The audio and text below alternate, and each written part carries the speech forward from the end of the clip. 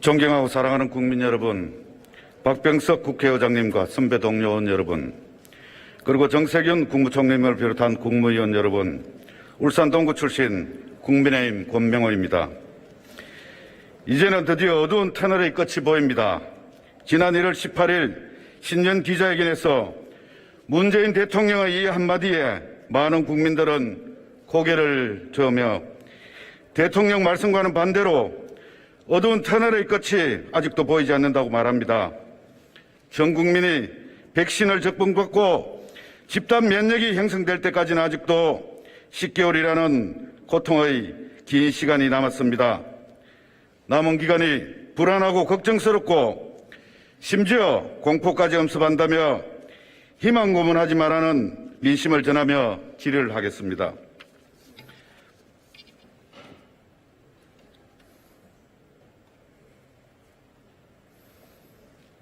산업부 장관님 앞으로 나와주시기 바랍니다.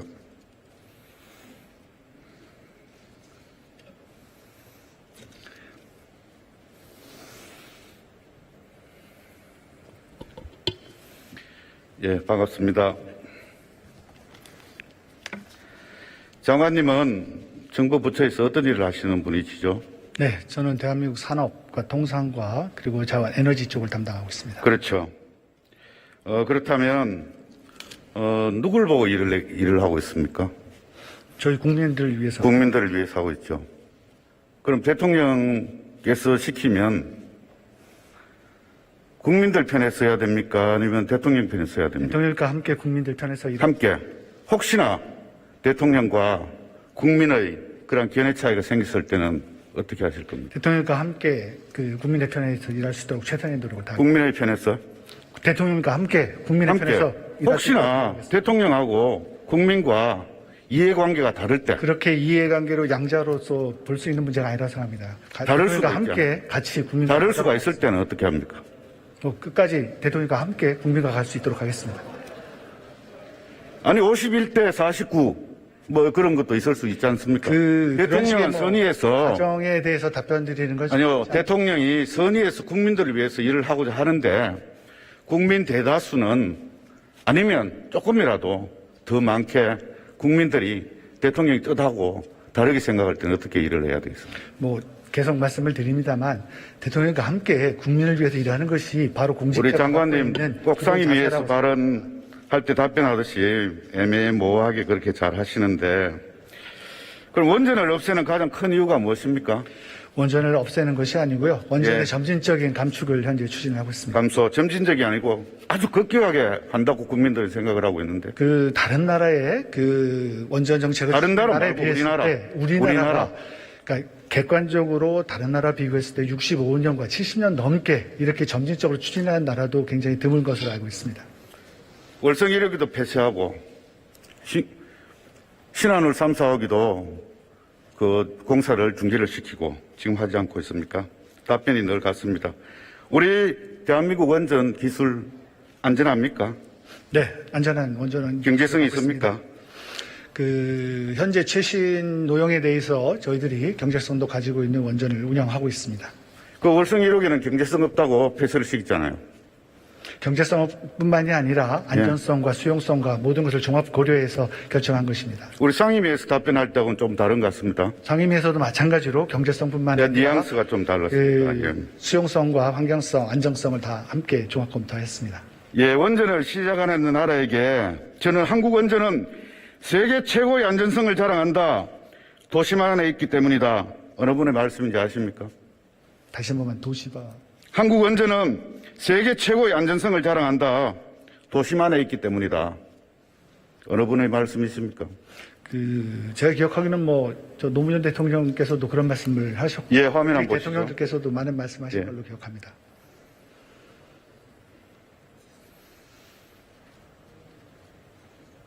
그렇죠. 노무현 정신을 계승한다는 이 정부는 선택적 개성입니까? 대한민국에서 원전을 운영하고 있는 저희 현재 안전한 운전을 안전하게 원전을 운영하고 있다는 말씀을 다시 한번 말씀드립니다. 그렇죠. 노 대통령의 말씀을 부정하시는 건 아니네요. 그죠? 인정하시죠? 객관적인 사실을 말씀드리고 예. 있습니다. 우리 원자력은 국민의 정부, 참여 정부를 포함해서 지난 60년간 보수와 진보와 함께 만든 합작품입니다. 잘 아시죠? 그런데 4년밖에 안 된 문재인 정부가 다 뒤엎고 있습니다. 국민들이 그렇게 하라고 나라를 맡겼다고 생각을 하십니까?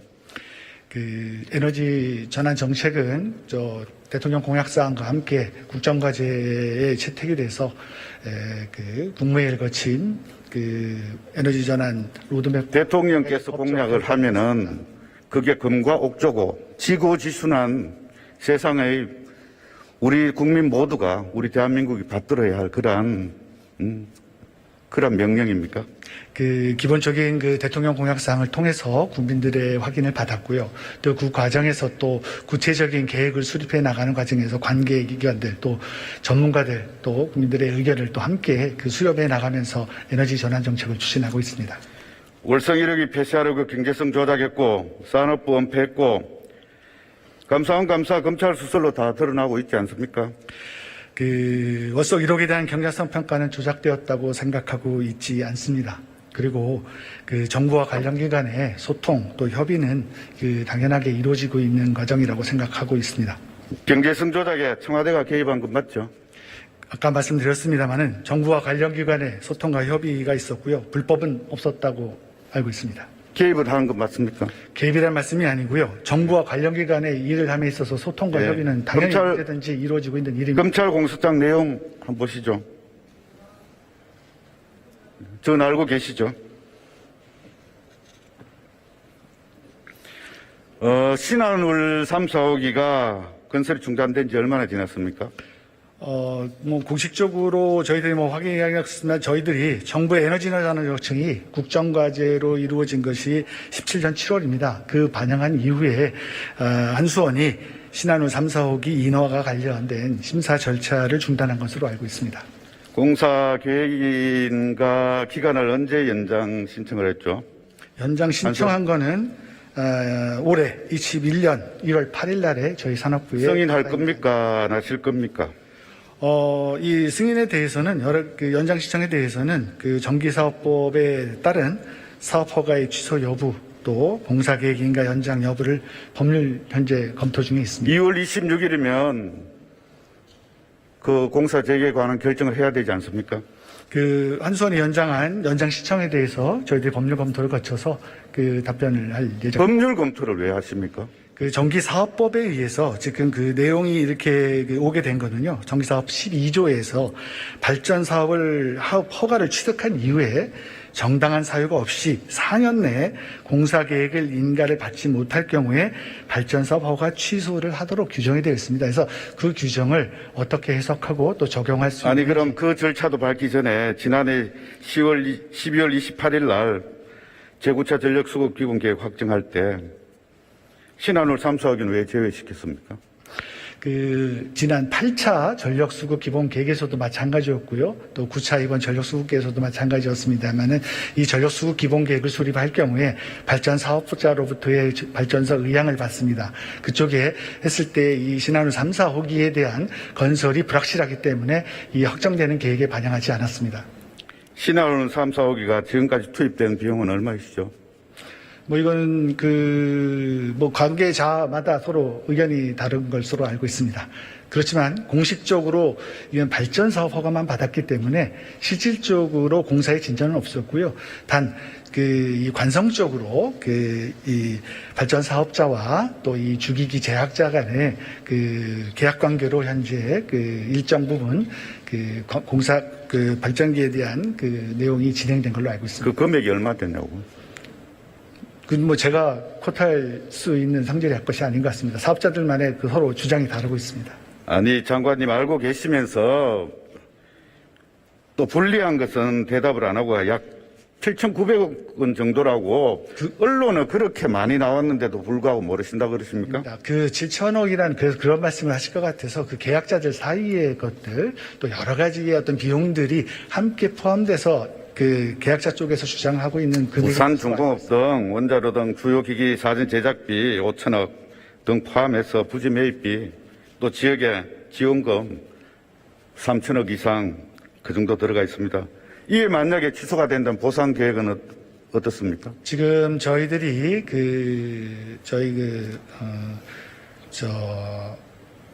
에너지 전환 로드맵에 의해서 적법 정당하게 지출된 그 비용에 대해서는 보상을 하도록 하고 있고요. 그 관련되는 그 시행령을 저희들 개정 작업 중에 있고 또 국회에서도 이 관련된 그 법령에 대한 논의가 이루어지고 있습니다. 그 두 가지 현재 논의 진행 사항을 봐서 이 관련되는 것에 대해서 사유가 발생하면 법적으로 정한 또 법률적으로 정한 절차에 따라서 저희들이 그 보상 작업을 추진할 그런데 장관님께서는 지금 이렇게 답변을 하시고 또 산업부 내에 공무원은 그 아이디어 차원에서 그 신한울 3, 4호기 관련해서 계획을 세워놓고 이렇게 해도 되는 겁니까? 이미 저희들이 자료도 공개했고요. 또 경위도 소상히 밝혔습니다만, 정말 부처의 내부 검토 자료고요. 정부 정책으로도 채택하기에 부적절하고 또 정책으로 책된 바도 없는 내용에 대해서 이렇게 논의를 진행하는 것은 정말 국익 차원에서 이렇게 바람스럽지 않다고 생각합니다. 진실은 언젠가는 다 밝혀집니다. 저도 크진 않지만 자치단체장을 했습니다. 공무원하고 같이 일해봤는데 아이디어 차원에서 그렇게 하는 공무원 저는 못 봤습니다. 지금 의원께서 말씀 주시는 거는 정부의 어떤 정확한 정책으로 확정이 됐다라든지 또 공식적인 문서로 작성이 됐다면 하지만 이거는 그렇지 않은 단순한 내부 검토 자료입니다.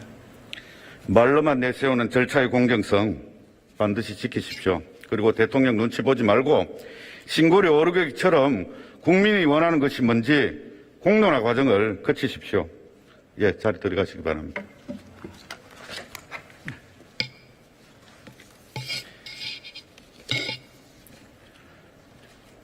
총리님께 질의드리겠습니다. 앞으로 나와주시기 바랍니다.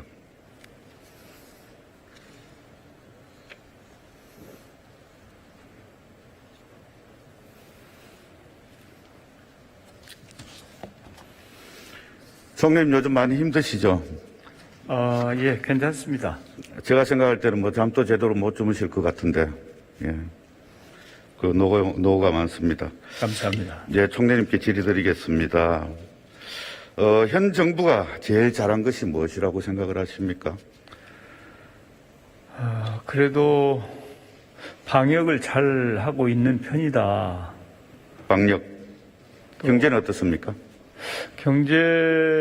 이제 국민들이 겪고 계시는 고통을 생각하면 참으로 송구한 말씀이지만 이제 팬데믹 상황 속에서 국제적으로 비교하면 그래도 한국이 최선을 다하고 있다고 하는 평가를 받고 IMF 같은 데서도 재정 집행도 제대로 잘 하고 있고 또 팬데믹의 피해를 최소화하는 데 비교적 성공적으로 잘 했다는 그런 얘기도 듣고 있습니다. 근데 그 K방역은 그 주체가 어르신과 중소상인 자영업자 그리고 우리 국민들이 주체가 아니겠습니까? 예, 그렇죠. 그렇죠. 예. 물론 정부도 잘한 것도 있겠지만. 정부도 이제 거들어서 그리고 정부가 심부름을 잘. 그런데 왜 국민들은 K방역이라는 이름을 정부가 잘 지어서 그 이름 지은 특허권 가지고 권리 행사하는 것 아니냐. 방역의 주체는 국민들이고 자영업자 중소상인들인데 너무 정부만 잘했다고 자화자찬하는 것에 대해서 굉장히 심하게 거부감을 느끼고 있습니다. 우선 이 이름을 정부가 지은 게 아니고요. 아마 해외에서 지어졌을 것입니다. 그리고 정부는 지금까지 K방역의 성공에 대해서 항상 국민 여러분들의 참여 때문에 그리고 의료진들의 헌신, 자원봉사자들의 열정 이런 것 때문에 그 K방역이 성공할 수 있었다. 그리고 거기에 대해서 항상 감사합니다. 이렇게 말씀을 해왔지 정부가 잘해서 이랬습니다라고 말씀드린 적은 없습니다. 그렇게 국민들은 다 생각을 하고 있고 저도 생각을 하고 있습니다.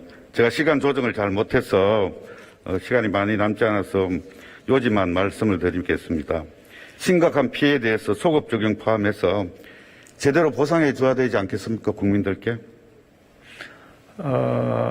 이제 아직 우리가 제도가 불비해서 당장 그 보상을 하기는 어렵습니다만은 헌법 정신을 기초로 해서 정부의 방역과 관련된 행정명령 때문에 피해를 입은 자영업자나 소상공인들에 대해서는 응당 보상을 하는 게 옳고 또 그 준비를 지금 정부 차원에서 하고 있습니다. 지금 국민들은 곧 숨 넘어가기 직전입니다. 시간 끌 시간도 없습니다. 당장 쓸 수 있는 불효불급한 예산들이 많습니다. 국민들이 쓰러져 가는데 한국형 뉴딜 그렇게 급하지 않다고 생각을 합니다. 또 남북고려협력사업 예산입니다. 매년 1조 원 이상으로 잠자고 있습니다. 그러한 예산들 올해 예산만 하더라도 1조 3,500억 정도 잠자고 있는데 북한이 아직도 이 남북 경협의 그러한 여건이 조성되지 않아서 줄 그러한 행편이 안 되니까 지금 온 국민이 숨 넘어가기 일보 직전에 야당, 여당, 보수, 진보가 어디 있겠습니까? 이러한 예산들을 전용해서라도 꼭 우리 국민들에게 전폭적으로 지원이 될 수 있도록 그렇게 총리님 부탁드리겠습니다. 예, 국민의 고통을 줄이기 위해서 그리고 또 마땅히 정부가 해야 될 그런 조치에 대해서 예산이 필요하면 어떤 방법으로든지 그 예산을 염출해서 정부의 역할을 다하도록 그렇게 하겠습니다. 예, 또 한 가지 주 52시간 근무제에 대해서 말씀을 드리겠습니다. 물론 정부에서는 좋은 취지에서 또 어떤 목적을 가지고 정책을 추진했지만 중소기업 소상공인들 이 제도로 인해서 고통을 받고 있습니다. 급격하게 올린 최저임금 인상이 그렇고 주 52시간 근무제입니다. 주 52시간 근무제는 누구를 위한 정책이라고 생각을 하십니까? 그것은 노동자들을 위한 정책이기도 하지만 또 기업을 위한 정책이기도 하다고 봅니다. 그럼 그 두 계층을 위해서 하는 정책인데 실제 시행을 하고 보니까 중소기업도 그렇고 근로자도 그렇고 다들 힘들어 하십니다.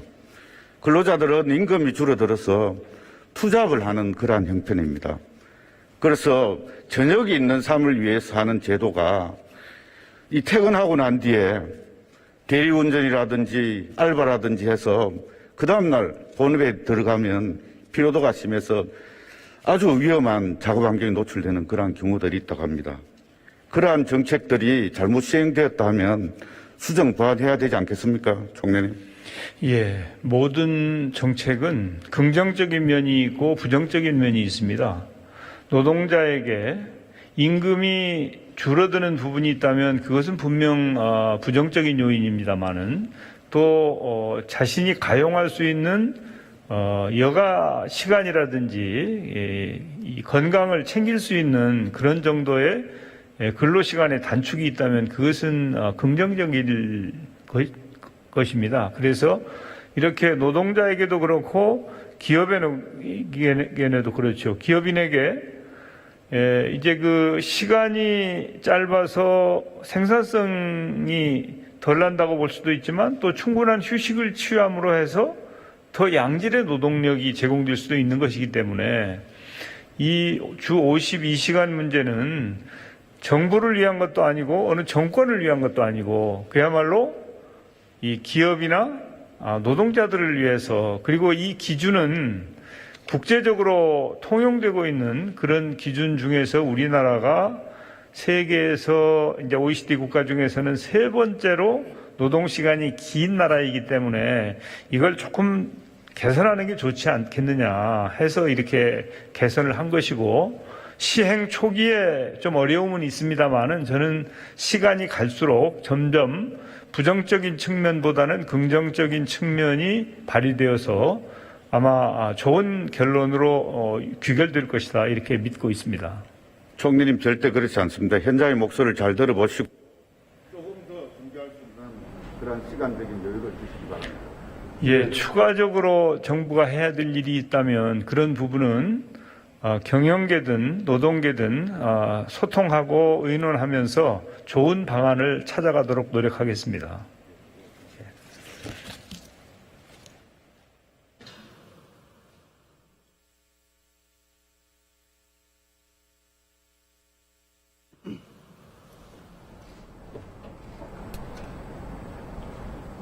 존경하는 국민 여러분, 지금 대한민국의 모습, 국민의 삶은 어떻습니까? 정말 힘이 들고 정말 이게 나라입니까 하는 국민들이 많습니다. 우리 대한민국은 천년 만년 이어나가야 할 소중한 나라입니다. 역사의 평가는 냉정합니다. 후손들에게 욕먹지 않고 칭송받는 정부가 될 수 있도록 최선을 다해 주시기 바랍니다. 경청해 주셔서 감사합니다.